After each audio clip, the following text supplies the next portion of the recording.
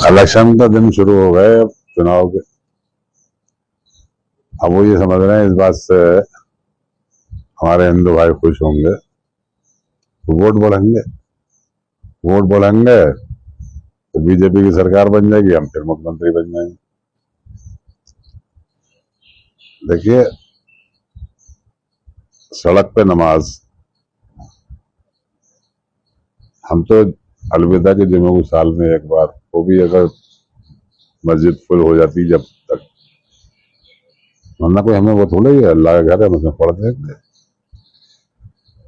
मगर योगी जी से एक ही सवाल है मेरा। लखनऊ में हम जाते हैं, देखते हैं बड़ा मंगल, तमाम रास्ते बंद हैं, लोग खाना खिलवाते हैं, तमाम रास्ते बंद पड़े हैं, रास्ते डाइवर्ट कर दिए जाते हैं इधर से उधर। क्यों? कांवड़ यात्रा होती है, आसमान पे थोड़े चलते हैं। हमारे यहाँ 9 बजे के बाद 10 बजे के बाद में लाउड स्पीकर कोई नहीं बज सकता, मगर उनके डीजे इतने जोर जोर से बजते हैं कि अस्पताल के बराबर में गुजर जाए तो मरीज के ऊपर अटैक हो जाता। इस पे तो कोई ध्यान नहीं। ये सब चीजें प्रचार करने की हैं, इसकी हैं। मगर आज भी मैं गारंटी के साथ कहता हूं, इन सब चीजों को जो वो कह रहे हैं, हिंदुस्तान में रहने वाले 80% जितने भी हैं हिंदू भाई हमारे, उसमें से 80% ऐसे हैं जो उनकी बात से इत्तेफाक नहीं करते। 20% जो हैं वो लोग हैं जो अपने धर्म के प्रचार करने वाले हैं, वो और ये एक हो जाते हैं। मगर आज भी हम देख रहे हैं बहुत से धर्माचार्य जो हैं हमारे नेता माननीय अखिलेश यादव जी के पास आते हैं, अखिलेश यादव जी को आशीर्वाद देते हैं और कहते हैं कि हम उनकी बात से सहमत नहीं। अब वो कह देंगे वो भी ऐसे ही हैं। आचार्य जी हैं एक, वो हैं एक बहुत बड़े संत हैं, मुझे नाम याद नहीं रहता उनका। तो उनके साथ क्या व्यवहार हुआ वहां कुंभ मेले में, कितना कैसा व्यवहार हुआ, उनको उन पर डायरेक्ट हमले कर दिए गए, उनके खिलाफ FIR कर दी गई। क्या है हिंदुस्तान के अंदर जो कानून है, वो कानून में पता नहीं क्या हो रहा है। चुनाव के दौरान में हिंदुस्तान के नियम अनुसार, इलेक्शन कमीशन के नियम अनुसार कोई धर्म के आधार पर वोट नहीं मांग सकता। मगर कौन सा प्रदेश ऐसा है जहां पर बीजेपी धार्मिक बातें न करती हो? अगर कुछ सुनने वाला थोड़ा ही है उसका। आज याद आते हैं हमें पुराने चुनाव आयुक्त, उन्होंने सिखा दिया कैसे चुनाव आयुक्त कैसे होते हैं। उसके बाद से चुनाव आयुक्त की आंख खुली भी है। तो भाई यहाँ तो चुनाव की प्रक्रिया में चल रहा है, मूड में आ गया है यूपी, चुनाव मूड में आ गया है, इस हिसाब से करते हैं। मगर उन्हें नहीं मालूम कि PD अब बहुत आगे बढ़ गया है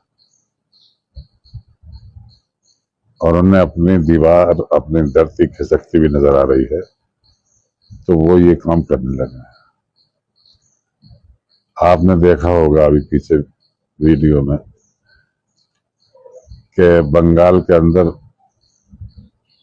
हजारों तादाद में हिंदू भाई गाय को लिए घूम रहे करें, हम बताओ इसका क्या करें। वहां तो पाबंदी थी नहीं, तो उन्होंने लेके बकरीद के लिए खरीद लिया था। अब आते ही इन्होंने ये पाबंदी लगा दी, वहां के हिंदू लोग हड़ताल पे बैठे हुए हैं। हम तो ये कहते हैं कि गौ हत्या बुरा नहीं होनी चाहिए, मगर सरकार इतनी सुस्त क्यों है?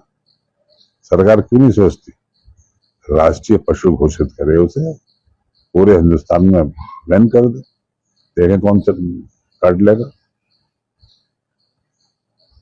मगर ये काम ना करके उन्होंने तो 2-4 जगह चुन रखी हैं, आसाम, उत्तर प्रदेश, कि यहाँ पे ये काम करो। बाकी कहाँ कहाँ इजाजत है गौ कशी की, उधर को कोई ध्यान नहीं। नमाज विवाद को लेकर मुख्यमंत्री जी का ये भी कहना है कि सड़क चलने के लिए तमाशा बनाने के लिए नहीं है। साथ ही उन्होंने ये भी कहा है, मुस्लिम लोग की संख्या को लेकर भी कहा है कि अगर आपके पास घर में नमाज पढ़ने के लिए जगह नहीं है तो आप जो है बेवजह अपनी संख्या क्यों बढ़ा रहे हैं, इसको नियंत्रित करें। सिस्टम के साथ में रहना है तो आप जो है नियम और कानून मानिए। तो सिस्टम के साथ तो रह ही रहे हैं हम, जनसंख्या तो आपकी बढ़ रही है, हम तो 20% हैं, आप 80% हो। आपके मंदिरों में, आपके शिवालयों में, आपके बड़े बड़े मंदिर जहाँ पर आपके आस्था जाते हैं तीर्थ यात्राओं पर, वहां जाके देखिए कितनी भीड़ होती है। मगर ये चीज जबरदस्ती उछाल कर वोटों के लिए हमारे और हमारे हिंदू भाइयों के बीच में क्यों दीवार खींचते हैं? वो जनसंख्या का कोई वो नहीं है। सब लोग जानते हैं आज के दौर के अंदर जनसंख्या कम ही होनी चाहिए। अगर अब भी आप नहीं हिसाब लगाओगे तो अगर 2 मिसालें आप हमें दोगे मुसलमान की, तो 6 हम आपको दे सकते हैं हिंदू की। इनके पास इतने बच्चे, हमारे अगर 6 हैं तो उनके 10 गिना देंगे हम। सही है कि जितना चादर उतनी पैर, बच्चे कम पैदा करने चाहिए। आजकल वैसे ही सवाल नहीं हो रहा, महंगाई का दौर है। मगर ये उपदेश हमें मुसलमानों को क्यों दे रहे हैं भाई? आपने अपने भाइयों को भी दीजिए। वो तो ये कह रहा है कि मुसलमान 20% मुसलमानों के मुकाबले के लिए 15-15 बच्चे पैदा करो।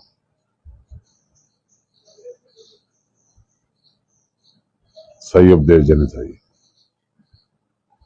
जिस तरह बयानबाजी हो रही है, क्या यूपी में विधानसभा चुनाव भी आ रहे हैं 2027 के, क्या उसकी भी ये रूपरेखा तैयार की जा रही है इस तरह से? वही तो मैं कह रहा हूँ कि चुनाव का सफर शुरू हो गया। अब जितने भी बातें हो रही हैं वो सब चुनाव को दिमाग में रखकर हो रही हैं। अब इन्होंने 8 मंत्रियों का नई शपथ दिलवाई है, उसके अंदर भी जातीय समीकरण बिठाया है उन्होंने, मगर वो भी गले की हड्डी बन गया। जब पोर्टफोलियो बटे तो बताइए, जो जिसके पास इतने बड़े बड़े पोर्टफोलियो रहेंगे, जब वो हमारे प्रदेश के बीजेपी के अध्यक्ष थे, वो जब अध्यक्ष नहीं थे उनके पास कितना अच्छा विभाग था, बड़ा विभाग था। आज उनको दे दिया गया कितना छोटा सा MSME, क्या है? कुछ नहीं। और जो हमारी पार्टी से गया उसे बड़ा विभाग दे दिया। वहां की भी थोड़ी खलबली मच रही है। यूपी बीजेपी ने भी बहुत खलबली मची पड़ी है। ऐसा नहीं है, सब चीजें हमारे पास भी अब भी बहुत, जो बीजेपी के विधायक रहे हमारे पास आ रहे हैं कि हमें ज्वाइन करा दीजिए। हमें हालात अच्छे नहीं है, बीजेपी के हालात अच्छे नहीं है। बीजेपी, आप कह रहे हैं बीजेपी विधायक भी सपा ज्वाइन करने के लिए कह रहे हैं। कितने ऐसे होंगे विधायक यूपी में जो सपा की ओर आना चाह रहे हैं? मुझे यूपी का, मैं इसे अंदाजा लगा लीजिए कि मैं तो एक इस मर्दाबाद कमिश्नरी की बता दूं, 2 तो मेरे पास ही आए हैं, नाम नहीं बताऊंगा। कितने होंगे यूपी में? हैं? यूपी में कितने ऐसे होंगे? अब सब